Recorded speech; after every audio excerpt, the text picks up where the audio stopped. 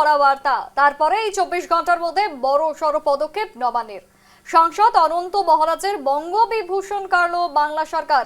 নেতাজিকে নিয়ে অপপ্রচার এবং কুৎসা রটানোর অভিযোগে বৃহস্পতিবার নবান্ন থেকে শুভেন্দু অধিকারীর হুঁশিয়ারি ছিল, বাংলায় নেতাজিকে কোনোভাবেই অপমান নয়, আমরা এখানে এটা কোনোভাবেই বরদাস্ত করব না। নেতাজির ছবি বিকৃতি করে অপপ্রচার, সাইবার সেলকে তদন্তের নির্দেশও দিয়েছেন তিনি। দোষী সাব্যস্ত হলে করা ব্যবস্থা স্পষ্ট করেছিলেন শুভেন্দু। তারপর বৃহস্পতিবারই উত্তর দিনাজপুর থেকে একজনকে করা হয়েছে গ্রেফতার।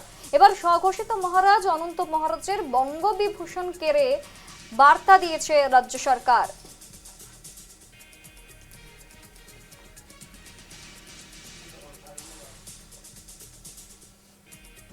না, উনি মুখ্যমন্ত্রী শুভেন্দু অধিকারী যেটা করেছেন, নেতাজি সেবা কেন্দ্র ইত্যাদি বিধায়কদের জন্য করেছেন, কিন্তু বিধায়কদের কাজ আমরা সব জায়গায়, মানে শুভেন্দু অধিকারী বলুন বা না বলুন, বিধায়করা বা যারা আমরা রাজনীতি করি বা যারা রাজনীতি করি না, কার্যত আমরা তো সকলেই নেতাজির ভক্ত। মানে উনি বলবেন তারপর নেতাজির ছবি আমরা টাঙাবো, এরকম কোনো ব্যাপার নেই।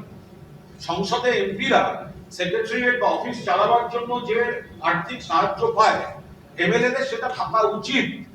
তার সঙ্গে কোনো শর্ত আরোপ করা বাঞ্ছনীয় কিনা সেটা দেখা উচিত, কিন্তু নেতাজির ছবি সব জায়গায় রাখা না। আর রাতে প্রশাসনিক পদক্ষেপের কথা বলেছেন নেতাজিকে অপমান করলে, সেই বিষয়টা নিয়ে কি বলবেন?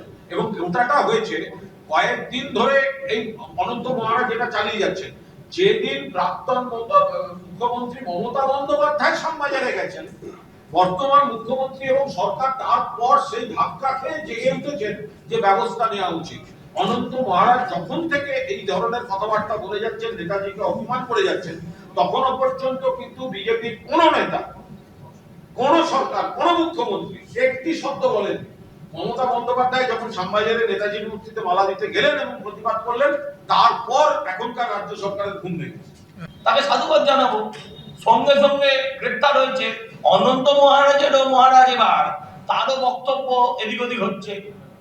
শুনুন, নেতাজিকে নিয়ে কিছু বললে বাঙালি কেন, ভারতবর্ষের কোন মানুষ সেটাকে ভালো চোখে দেখতে পারে।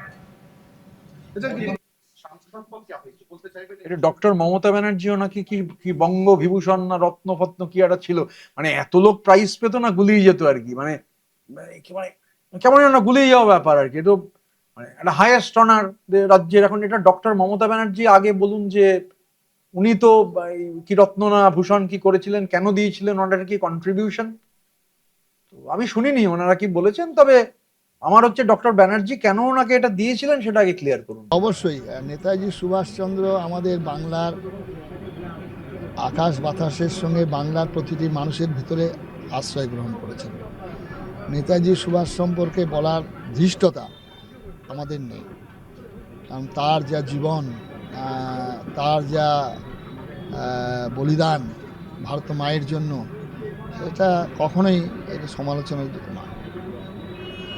সেভাবে বলতে গেলে আমাদের মননে, নয়ন এবং হৃদয়ে নেতাজির বাস করে।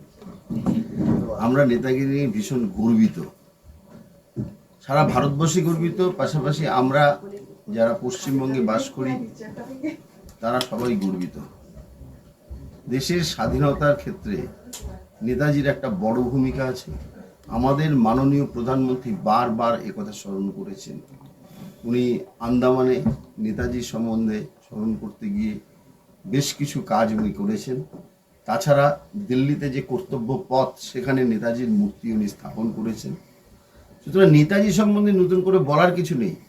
আমরা যখনই সুযোগ পাই নেতাজি সম্বন্ধে জানার চেষ্টা করি এবং নেতাজির যে কাজকর্ম সেটা আরও বেশি করে জানার চেষ্টা করি।